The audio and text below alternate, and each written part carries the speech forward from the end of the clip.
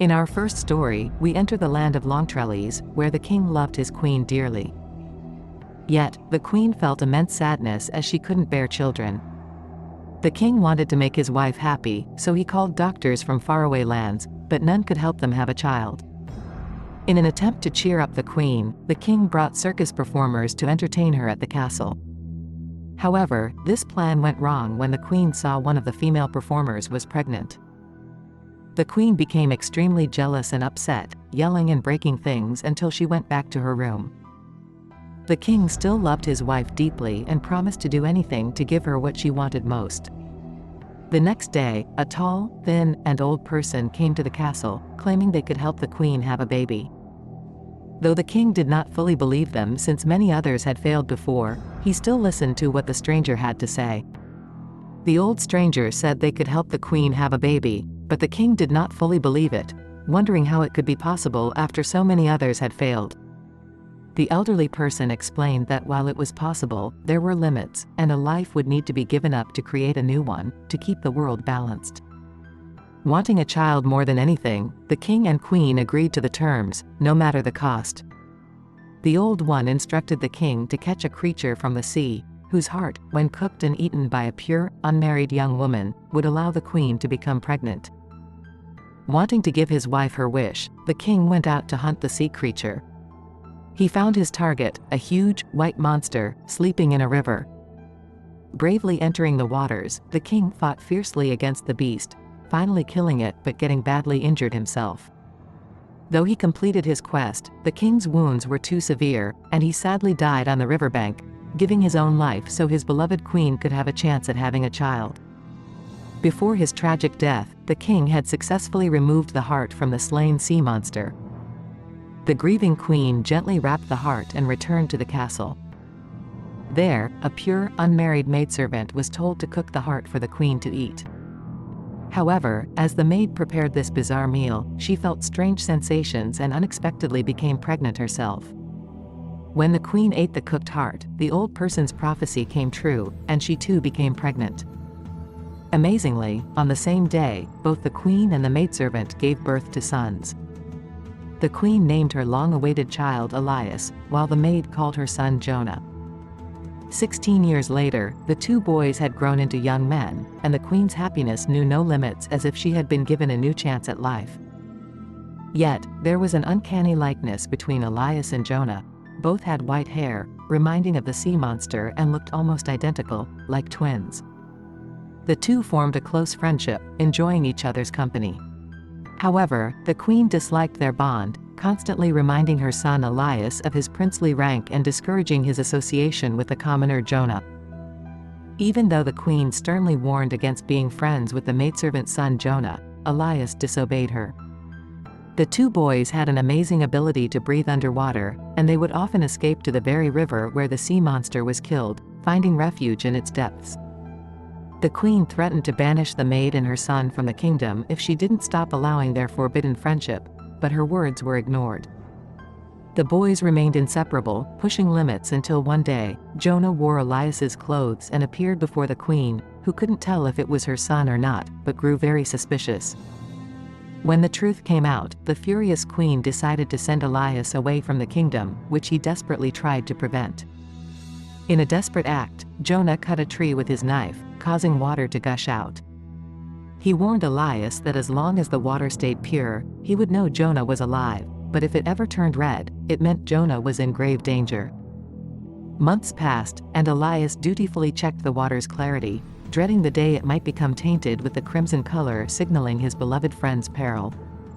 Realizing the water had turned red, a sign that Jonah's life was in danger, Elias disobeyed his mother's banishment and secretly left the kingdom to search for his dear friend.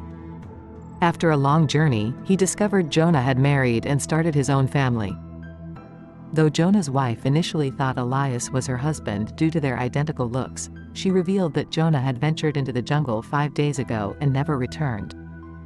Fearing the worst, Elias went into the dangerous jungle, while the distraught queen desperately searched the kingdom for her missing son, but could not find him. In her desperation, she sought out the old person once more, who gravely told her that to ensure her son's safe return, she would have to sacrifice her own life. Blinded by her love for Elias, the queen agreed. Deep in the jungle, Jonah lay badly hurt, his cries for help drawing a huge, winged monster intent on killing him. Just as the creature attacked, Elias arrived and killed the beast with his sword, saving Jonah but unknowingly killing his mother, who had transformed into the flying monster as part of the old person's deal, a life for a life. With Jonah's life spared, Elias became the new king, the tragic story ending, forever shaped by the extraordinary sacrifices made due to a mother's love for her son, and the bond between two friends closer than brothers. Story 2 introduces us to a king who enjoyed drinking and spending time with many women. However, he struggled to find a queen whom he could truly embrace and marry. In the same area lived two elderly, unmarried women named Dora and Imma. They rarely left their humble home, expecting to die alone. However, their voices sounded sweet and youthful, not like their age. One morning, as Dora sang, the king was captivated by her beautiful, melodious voice. Enchanted, he followed the sound, but Dora went inside her home before he could see her. The king's curiosity was sparked, and he imagined the owner of such a lovely voice must be a shy, beautiful young woman. Dora was cunning and greedy. When she realized it was the king at their door, her heart swelled with greed. She saw this as a chance to change their fortunes after a lifetime of being alone. In contrast, her sister Imma was more straightforward. The king, bewitched by the disembodied beautiful voice, desperately wanted to see the alluring source, setting the stage for an intriguing meeting between royalty and the reclusive sisters. The elderly sisters told the smitten king to return in a week, promising to reveal parts of their bodies to him. Dora deceptively led the king to believe he would finally gaze upon the beautiful young woman behind the enchanting voice he heard. However, the king knew they were aged women, their wrinkled skin revealing their years.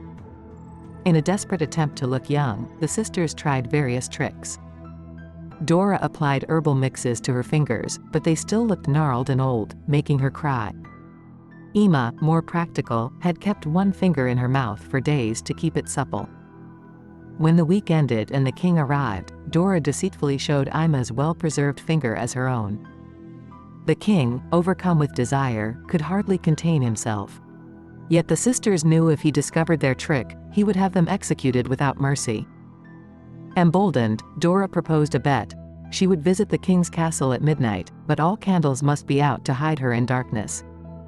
The besotted king readily agreed. Imma then tightly bound her body with glue to sculpt a youthful shape. At midnight, a guard arrived to escort the disguised Imma into the darkened palace. When dawn came and the king realized he had spent the night with the deceitful old woman, he became furiously angry. He promptly threw Dora out of the castle window, leaving her for dead in the surrounding jungle. However, Dora miraculously survived the fall, and in a twist of fate, a witch found her battered body. Through magic, the witch transformed the treacherous Dora into a beautiful young maiden with flowing hair. The next day, while hunting in those very woods, the king laid eyes upon Dora's youthful disguise and was instantly smitten. He swiftly brought her back to his palace, intent on making this seeming vision of beauty his queen. Dora could hardly believe her transformation, though she remembered her sister Imma.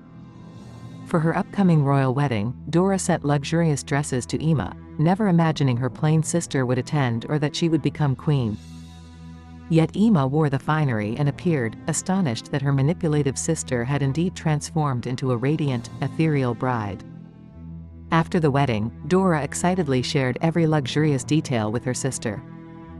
When Imma wistfully wished to regain her lost youth, Dora joked that she had simply shed her old skin, a casual remark hiding the darker truth behind her unnatural transformation.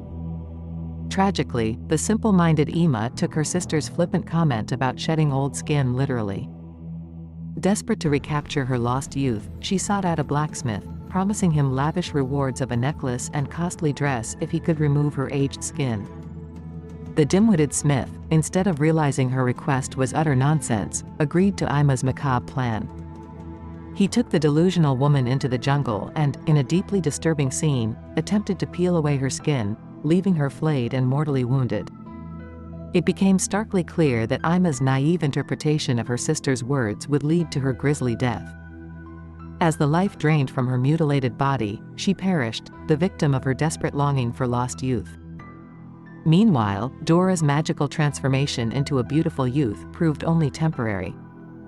As the youthful appearance given by the witch's sorcery began to fade away, she witnessed her newly regained beauty withering. Panic set in as she realized she was reverting to her true, elderly form. With no way to maintain her rejuvenated disguise, Dora fled from her new life as queen, escaping the palace before anyone could see her unnatural decline back to old age. Her leaving marked the sad end of the story, as she turned back into an old woman, losing her brief moment of beauty and strength. In this twisted story, the king's nature became warped after his beloved queen died. Though he had a daughter named Violet, he never truly loved her. One day, entranced by a parasite insect sucking his blood, the king became obsessed. He kept the creature in a glass box, allowing it to feed on him daily as it rapidly grew larger. Meanwhile, as Violet blossomed into a young woman, she dreamed of finding her princely match. However, her irresponsible father paid her no attention, far more enamored with his parasitic pet. When the insect finally fell sick and died, the heartbroken king skinned its grotesque body.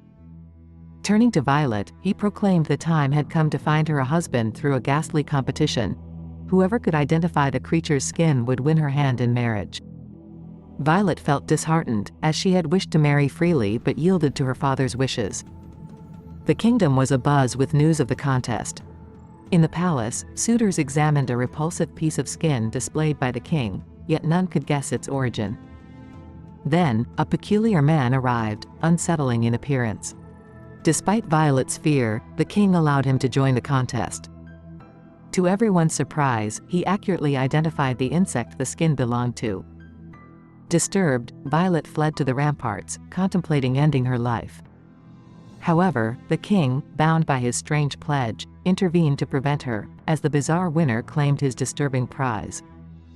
In a cruel twist, Violet's father ordered her to accept her repulsive groom, oblivious to the horror of marrying his daughter off to such a monstrous being. Violet begged desperately, appalled that her parent could condemn her to such a vile arranged marriage. Yet her pleas fell on deaf ears as the king forcibly married her to the dreadful creature. With her hopes shattered, Violet was taken away by her monstrous husband to a desolate mountain hideaway, where her cries of anguish echoed for days. While the beast was away hunting, Violet noticed another captive woman on a nearby peak. This unfortunate queen shared her story. She had been abducted and enslaved by the same monstrous creature who now held Violet captive. Despite their desperation to assist one another, the rugged terrain made crossing impossible. However, the queen's quick thinking led to the summoning of her son, and together they devised a dangerous rope bridge to rescue Violet. Yet, as they were mid-rescue, the beast returned, slaying the noble rescuers before directing its fury towards Violet.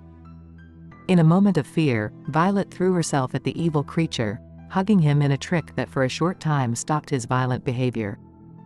Taking this chance, she secretly cut her own throat, choosing to die rather than be controlled by his foul power. As Violet bled to death in his arms, the monster's cursed life ended too. Meanwhile, in the Bad Kingdom, the king who was obsessed with the insect became deathly sick, his unholy connection with the parasite causing his downfall. With her last breaths, brave Violet had the strength to show her father's ruined prize, the insect's head dripping with her blood, as a fierce criticism of his unspeakable sins.